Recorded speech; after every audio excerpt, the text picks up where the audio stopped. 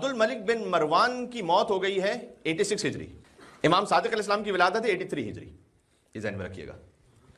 عبد الملک بن مروان نے جب خط لکھا ہے اپنی زندگی کے اواخر میں، تو گویا یہ 86 ہجری کا واقعہ یا شاید 85 کا بھی واقعہ ہو، ہمیں نہیں معلوم۔ اس نے خط لکھا ہے امام زین العابدین علیہ السلام کو، امام زین العابدین کی شہادت 95 ہجری۔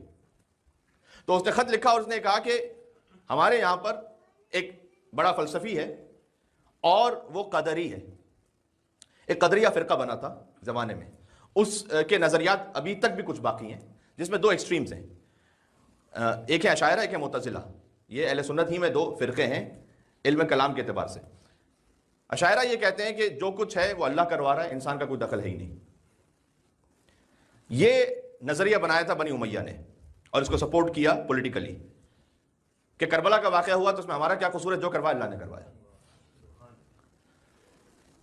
اس کا جواب تو بڑا آسان ہے کہ اگر آج ہم بنی امیہ پہ لعنت بھیجے تو بگڑنے کی ضرورت نہیں ہے، اس لیے کہ ہم سے بھی جو کروا رہا ہے اللہ ہی کروا رہا ہے۔ دوسرا اس کے بالمقابل نظریہ بنا وہ ہے فرقہ قدریہ، کہ اللہ کے پاس کوئی اختیار ہی ختم ہو گیا، اس نے ہمیں جو خلق کر دیا تو اب جو کر رہے ہیں ہم کر رہے ہیں، اللہ کا بھی اختیار ختم۔ یہ اس ایکسٹریم پر مولا علیہ السلام نے فرمایا تھا الامر بین الامرین، معاملہ دونوں کے درمیان ہے۔ اس کی وضاحت کبھی اور۔ امام زین العابدین کو خط لکھا عبد الملک بن مروان نے کہ یہ جو قدری فرقے کا عالم ہے جو یہ کہہ رہا ہے کہ جو کر رہے ہیں ہم کر رہے ہیں، اس لیے کہ ہمیں اپنے اعمال کا حساب کتاب دینا ہے، تو اللہ کو کہاں سے اختیار ہے؟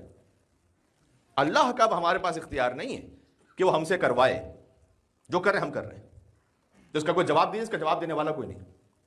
امام زین العابدین علیہ السلام خود موجود ہیں، ان کے فرزند امام محمد باقر علیہ السلام موجود ہیں۔ امام نے جواب دینے کے لیے بھیجا 3 برس کے امام جعفر صادق علیہ السلام کو۔ امام جعفر صادق علیہ السلام 3 برس کے سن میں وہاں پہنچے، عبد الملک بن مروان شام میں۔ گویا شاید امام یہ سمجھانا چاہتے تھے کہ جس شام میں تم نے حسین کے بچوں کو قیدی بنایا تھا، آج حسین ہی کا ایک بچہ 3 سال کا وہ اپنے علم سے شام فتح کرنے آ جائے، ضرورت پڑی ہے تمہیں کہ اب حسین ہی کی اولاد میں سے کسی کو بلاؤ کہ وہ جواب دے۔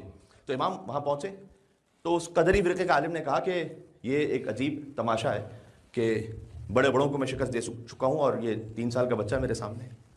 امام نے ایک بہت لطیف جملہ اسے کہا، امام نے کہا کہ تجھے زیادہ انتظار نہیں کرنا پڑے گا، گفتگو کر لیں۔ اس نے کہا کیا مطلب ہے آپ کا کہ مجھے زیادہ انتظار نہیں کرنا پڑے گا؟ امام نے کہا سورہ الحمد ہی میں بات واضح ہو جائے گی، میں اپنے الفاظ میں کہوں تو کام تمام ہو جائے گا۔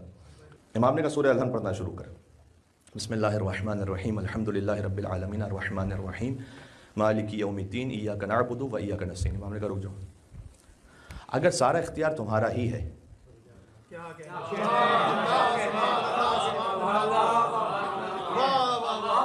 اگر سب کچھ تمہارا ہی، اللہ کا کوئی دخل ہے ہی نہیں، تو ایاک نعبد و ایاک نستعین کا مطلب کیا ہے؟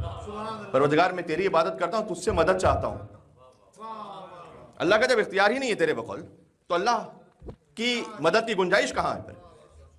تو پھر اللہ کو کیوں دعوت دے رہا ہے کہ تیری تقدیر میں دخل دے؟ اس نے کہا کہ میں نے ایاک نعبد و ایاک نستعین سینکڑوں ہزاروں مرتبہ سنی تھی، لیکن آج آپ کی زبان سے ایسا لگ رہا ہے جیسے پہلی مرتبہ میں ایاک نعبد و ایاک نستعین سن رہا ہوں، اس سے پہلے سمجھ میں نہیں آئی تھی۔